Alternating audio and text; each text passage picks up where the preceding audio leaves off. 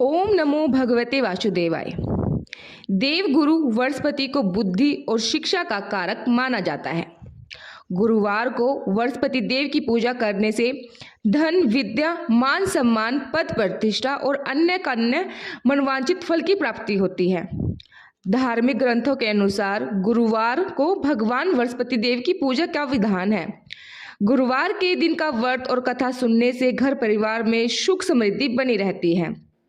तो चलिए आज हम आपको सुनाने जा रहे हैं गुरुवार की व्रत कथा। अगर आप व्रत नहीं रख पाते हो गुरुवार का, तो कथा सुनने मात्र से आपकी जो मनोकामना है वो पूर्ण हो जाती है। प्राचीन काल की बात है, किसी राज्य में एक राजा बड़ा प्रतापी और दानी राजा हुआ करता था। वह हर गुरुवार को व्रत रखकर दीन दुखियों की मदद करके पुण्य प्राप्त करता था। परंतु यह बात उसकी रानी को अच्छी नहीं लगती। वह ना तो व्रत करती, ना ही दान पुण्य में विश्वास रखती। इतना ही नहीं, वह राजा को भी ऐसा करने से मना किया करती थी। एक समय की बात है, राजा शिकार खेलने के लिए वन को गए। घर पर रानी और दासी थी। उसी समय गुरु वर्षपति देव साधु का रूप धारण करके राजा के दरवाजे पे भिक्षा मांगने आए। साधु ने जब रानी से भिक्षा मांगी तो वह कहने लगी, हे साधु महाराज, मैं तो दान पुण्य से तंग आ गई हूँ। आप कोई ऐसा उपाय बताएं जिससे सारा धन नष्ट हो जाए और फिर मैं आराम से रह सकूं। इतना सुनकर वर्षपति देव ने कहा, हे देवी, तुम तो बड़ी विचित्र हो। संतान और धन से कौन दुखी होता है? अगर आपके पास धन है तो शुभ कार्यों में लगाओ। कुंवारी कन्या का विवाह कराओ, विद्यालय और बाग बगीचे का निर्माण कराओ, जिसे तुम्हारा दोनों लोग सुधर जाएंगे। परंतु साधु की इन बातों से रानी को खुशी नहीं हुई। उसने कहा, मुझे ऐसी धन की आवश्यकता नहीं है जिसे मैं दान दूं और जिसे संभालने में मेरा सारा समय नष्ट हो जाए। तब साधु ने कहा, अगर तुम्हारी ऐसी इच्छा है तो तुम ऐसा करना, गुरुवार को घर को गोबर से लीपना और अपने बालों को पीली मिट्टी से धोना। राजा से हजमत बनवाने को कहना, भोजन में मांस मदिरा का प्रयोग करना, कपड़े धोबी के यहाँ धुलवा देना। इस प्रकार 7 वर्षपतिवार करने से तुम्हारा सारा धन नष्ट हो जाएगा। इतना कहकर साधु के रूप में वर्षपति देव अंतर्ध्यान हो गए। साधु के कहे अनुसार रानी ने वो सारी बातें की। 3 वर्षपतिवार ही बीते थे कि उसका समस्त धन संपत्ति नष्ट हो गया। भोजन के लिए राजा का परिवार तरसने लगा। तब एक दिन राजा ने रानी से बोला, हे रानी, तुम यहीं पर रहो, मैं दूसरे देश को जाता हूँ, क्योंकि यहाँ पे मुझे सब मनुष्य जानते हैं, इसलिए कोई छोटा मोटा कार्य भी नहीं कर सकता। ऐसा कहकर राजा दूसरे देश को चले गए। वह वहां जंगल से लकड़ियां काट कर लाते और शहर में बेचते। इस तरह वह अपना जीवन व्यतीत करने लगे। इधर राजा के प्रदेश जाते ही रानी और दासी दुखी रहने लगी। एक बार जब रानी और दासी को 7 दिन तक बिना भोजन के रहना पड़ा तो रानी ने अपनी दासी से कहा, हे दासी, पास के नगर में ही मेरी बहन रहती है, वह बड़ी ही धनवान है, तू उसके पास जा और कुछ ले आ ताकि थोड़ा गुजर बसर हो सके। दासी रानी की बहन के पास गई। उस दिन गुरुवार था और रानी की बहन उस समय वर्षपति देव की कथा सुन रही थी। दासी ने रानी की बहन को अपनी रानी का संदेश दिया, लेकिन रानी की बड़ी बहन ने कोई उत्तर नहीं दिया। जब दासी को रानी की बहन से कोई उत्तर नहीं मिला तो वह बहुत दुखी हुई और क्रोध भी आया। दासी ने वापस आकर रानी को सारी बात बता दी। ये सुनकर रानी ने अपने भाग्य को कोसा। उधर रानी की बहन ने सोचा कि मेरी बहन की दासी आई थी, परंतु मैं उससे नहीं बोली। इससे वह बहुत ज्यादा दुखी हुई। कथा सुनकर पूजा समाप्त करके वह अपनी बहन के घर आई और कहने लगी, हे बहन, मैं वर्षपतिवार का व्रत कर रही थी। तुम्हारी दासी मेरे घर आई थी, परंतु जब तक कथा होती है तब तक ना तो उठते हैं ना ही बोलते हैं, इसलिए मैं नहीं बोली। बताओ दासी क्यों आई थी? रानी बोली, बहन, तुमसे क्या छुपाऊं, हमारे घर में खाने तक का अनाज नहीं है। ऐसे कहते कहते रानी की आंखों में आंसू भर आए। अपनी दासी समेत पिछले 7 दिनों से भूखी रहने की पूरी बात अपनी बहन को बता दी। रानी की बहन बोली, देखो बहन, भगवान वर्षपति देव सबकी मनोकामना को पूर्ण करते हैं। देखो, शायद तुम्हारे घर में ही अनाज रखा हो। पहले तो रानी को विश्वास नहीं हुआ, पर बहन के आग्रह करने पर अपनी दासी को अंदर भेजा तो सचमुच अनाज से भरा एक घड़ा मिला। ये देखकर दासी को बड़ी ही हैरानत हुई।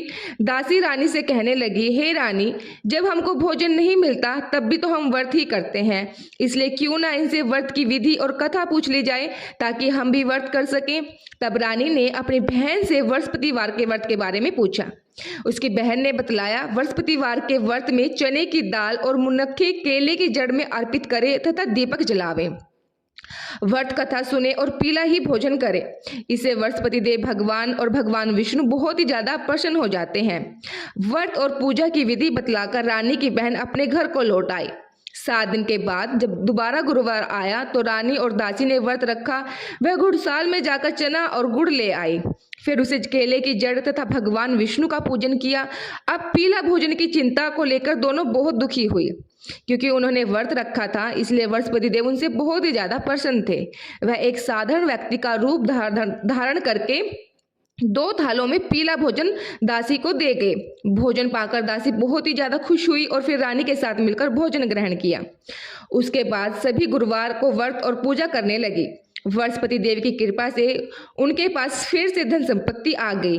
फिर रानी पहले की तरह ही आलस्य करने लगी। तब दासी बोली, देखो रानी, तुम पहले भी इसी प्रकार आलस्य करती थी, तुम्हें धन रखने में कष्ट होता था, इसी कारण सब धन नष्ट हो गया।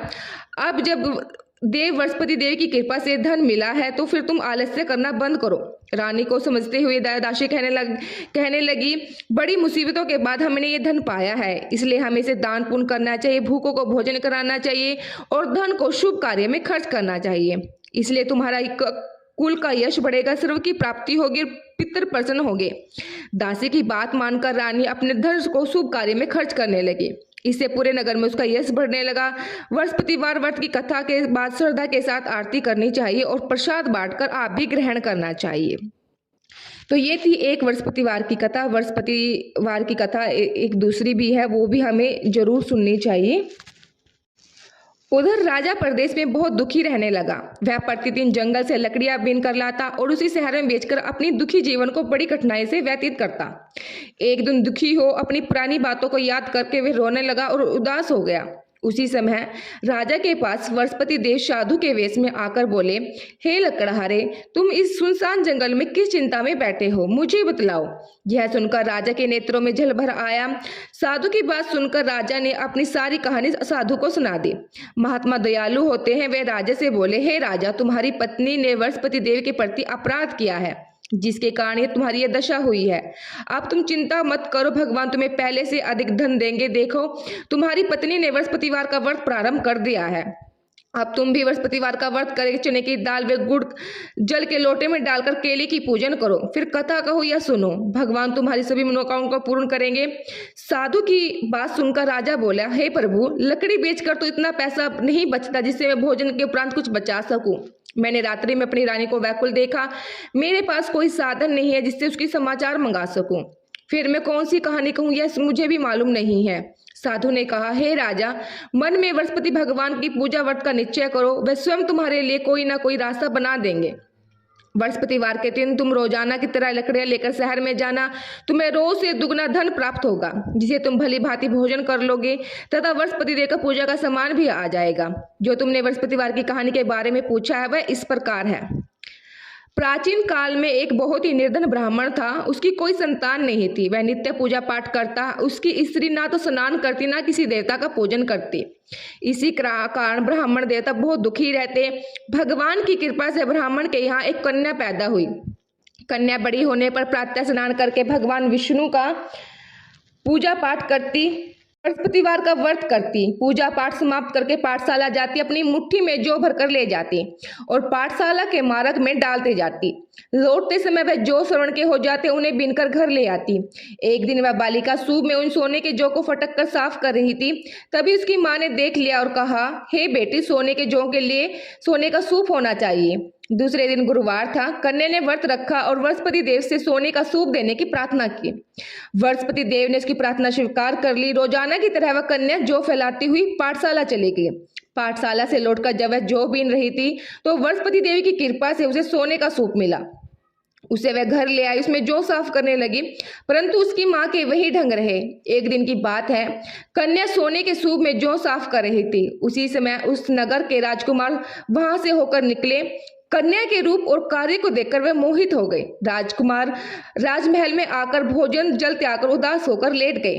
राजा को जब इस बात का पता लगा कि राजकुमार के द्वारा अन्न जल त्यागने का समाचार ज्ञात हुआ तो अपने मंत्रियों के साथ वह अपने पुत्र के पास पहुंचे और कारण पूछा। राजकुमार ने राजा को उस लड़की के घर का पता बतलाया। मंत्री उस लड़की के घर गए। मंत्री ने ब्राह्मण के समक्ष राजा की ओर से निवेदन किया और कुछ ही दिनों बाद ब्राह्मण की कन्या का विवाह राजकुमार के साथ हो गया। कन्या के घर से जाते ही ब्राह्मण के घर में पहले की भांति गरीबी का निवास हो गया। एक दिन दुखी होकर ब्राह्मण अपनी पुत्री से मिलने गया। बेटी ने पिता की अवस्था को देखा, अपनी माँ का हाल पूछा। तब ब्राह्मण ने सब हाल कह सुनाया। कन्या ने बहुत सा धन देकर अपने पिता को विदा कर दिया। लेकिन कुछ दिन बाद फिर वही हालात हो गए। ब्राह्मण फिर अपने कन्या के यहाँ गया और सब हाल कहते हुए पुत्री बोली, हे पिताजी, आप माता जी को यहाँ ले आओ, मैं उन्हें यह विधि बतला दूंगी जिससे गरीबी दूर हो जाती है। ब्राह्मण देवता अपनी स्त्री को साथ लेकर अपनी पुत्री के पास राजमहल पहुंचे तो पुत्री अपनी माँ को समझाने लगी, हे माँ, तुम प्रातः काल स्नान आदि करके विष्णु भगवान का पूजन किया करो तो सब दरिद्रता दूर हो जाएगी। परंतु उसकी माँ ने इसकी एक भी बात नहीं मानी। वह प्रातः काल उठकर अपनी पुत्री के बच्चों को झूठन खा लेती। एक दिन उसकी पुत्री को बहुत ही क्रोध आया। उसने अपनी माँ को एक कोठरी में बंद कर दिया। प्रातः उसे स्नान आदि करा के पूजा पाठ करवाया तो उसकी माँ की बुद्धि ठीक हो गई। इसके बाद वह नियम से पूजा पाठ करने लगी। प्रत्येक बृहस्पतिवार को व्रत रखने लगी। इस व्रत के प्रभाव से मृत्यु के बाद वह स्वर्ग को गई। वह ब्राह्मण भी सुख पूर्वक इस लोक का सुख भोग कर स्वर्ग को प्राप्त हुई। इस तरह कहानी कहकर साधु बने देवता वहां से आलोपित हो गए। धीरे धीरे समय व्यतीत होने पर फिर वही बृहस्पतिवार का दिन आया। राजा जंगल से लकड़ियां काटकर शहर में बेचने गया। उसे उस दिन से अधिक धन मिला। राजा ने चना गुड़ आदि लाकर बृहस्पतिवार का व्रत किया। उस दिन से उसके सभी क्लेश दूर हो गए। परंतु जब दोबारा गुरुवार का दिन आया वह व्रत करना भूल गया। इसी कारण भगवान बृहस्पति देव नाराज हो गए। उस दिन उस नगर के राजा ने विशाल यज्ञ का आयोजन किया तथा अपने समस्त राज्य में घोषणा करवा दी कि सभी मेरे यहाँ भोजन करने आवे। किसी के घर चूल्हा ना जले। इस आज्ञा को जो नहीं मानेगा उसको फांसी की सजा दी जाएगी। राजा की आज्ञा अनुसार राजा को सभी वासी राजा के भोजन में सम्मिलित हुए। लेकिन लकड़हारा कुछ देर से पहुंचा, इसलिए राजा उसे अपने साथ महल में ले गया। जब राजा लकड़हारे को भोजन करा रहा था तो रानी की दृष्टि उस खूंटी पर पड़ी जिस पर उसका हार लटका हुआ था। उसे हार खूंटी पर लटका दिखाई नहीं दिया। रानी ने निश्चय किया कि मेरा हार इस मनुष्य ने चुरा लिया। उसी समय सैनिक को बुलाकर उसको जेल खाने में डलवा दिया। लकड़हारा जेल में विचार करने लगा, ना जाने कौन से पूर्व जन्म के कर्मों से मुझे ये दुख प्राप्त हुआ है, और जंगल में मिले साधु को याद करने लगा। तत्काल बृहस्पति देव साधु के रूप में प्रकट हुए और कहने लगे, अरे मूर्ख, तूने बृहस्पति देवता की कथा नहीं कही है, उसी कारण तुझे यह दुख प्राप्त हुआ है।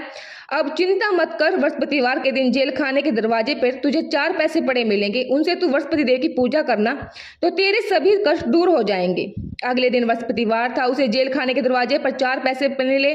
राजा ने पूजा का सामान मंगवाकर कथा कही और प्रसाद बांटा।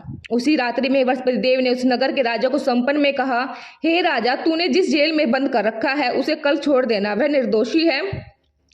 राजा प्रातः काल उठा और खूंटी पर हार टांगा देखकर लकड़हारे को बुलाकर अक्षमा मांगी तथा राजा को योग्य सुंदर वस्त्र आभूषण भेंट किए और उसे विदा किया। गुरुदेव की आज्ञा अनुसार राजा अपने नगर को चल दिया। राजा जब नगर के निकट पहुंचा तो उसे बड़ा ही आश्चर्य हुआ। नगर में पहले से अधिक बाग, तालाब, कुएं, बहुत सी धर्मशाला, मंदिर आदि बनी हुई थी। राजा ने पूछा, किसके बाग और धर्मशाला है? तब नगर के सब लोग कहने लगे, ये सब रानी और दासी के बनवाए हुए हैं। राजा को आश्चर्य हुआ और गुस्सा भी आया। उनकी अनुपस्थिति में रानी के पास इतना धन कहाँ से आया? तब रानी ने यह खबर सुनी कि राजा आ रहे हैं तो उसने अपनी दासी से कहा, हे दासी, देख राजा हमें कितनी बुरी हालत में छोड़ गए थे, कहीं हमारी वो ऐसी हालत देख के लौट ना जाए, इसलिए तू दरवाजे पर खड़ी हो जा। रानी की आज्ञा अनुसार दासी दरवाजे पर खड़ी हो गई। जब राजा आए तो उन्हें अपने साथ लेवा लाए। तब राजा ने क्रोध में भरकर अपनी तलवार निकाली और पूछने लगे, बताओ यह धन तुम्हें कहाँ से प्राप्त हुआ? तब रानी ने सारी कथा कह सुनाई। राजा ने निश्चय किया कि रोजाना दिन में 3 बार कहानी कहा करूंगा, रोज व्रत किया करूंगा। अब हर समय राजा के दुपट्टे में चने की दाल बंदी रहती। दिन में 3 बार कहानी कहते। एक रोज राजा ने विचार किया, चलो अपनी बहन के घर हो आते हैं। इस तरह का निश्चय कर राजा घोड़े पर सवार अपनी बहन के यहाँ चल दिए।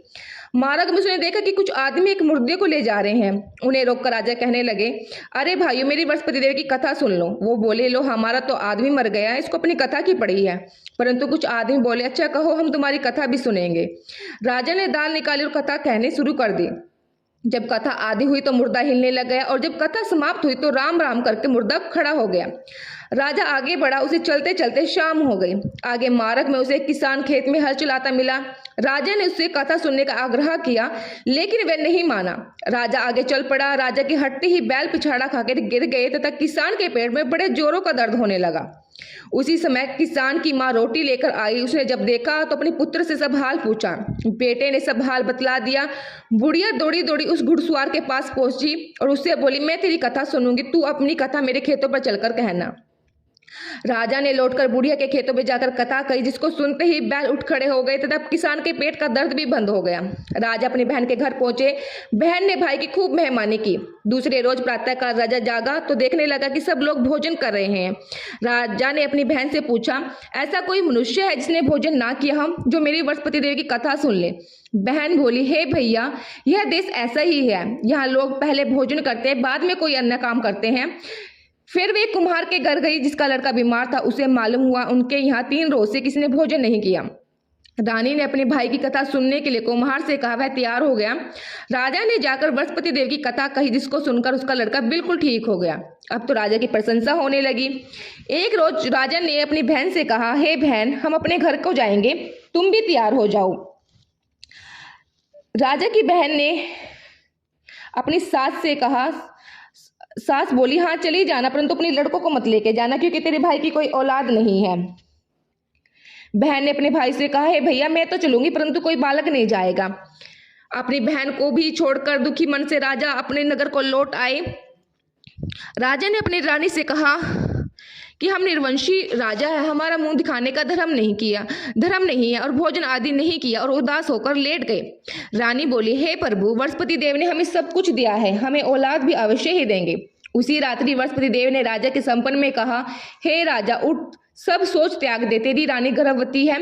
राजा को यह जानकर बड़ी खुशी हुई। 9वें महीने में रानी के गर्भ से एक सुंदर पुत्र पैदा हुआ। तब राजा बोले, हे रानी, स्त्री बिना भोजन के रह सकती है, परंतु बिना कहे नहीं रह सकती। जब मेरी बहन आवे तो मुझसे कुछ मत कहना। रानी ने हाँ कर दी। जब राजा की बहन ने यह शुभ समाचार सुना तो वह बहुत खुश हुई तथा बधाई लेकर अपने भाई के यहाँ आई। रानी ने तब उसे आने का उल्हाना दिया। जब भाई अपनी बहन को ले आ रहा था तब टाल दिया, उनके साथ ना आई और आज अपने आप ही भागी भागी बिना बुलाए आ गई। तो राजा की बहन बोली, भाई मैं इस प्रकार नहीं कहती तो तुम्हारे घर औलाद कैसे होती।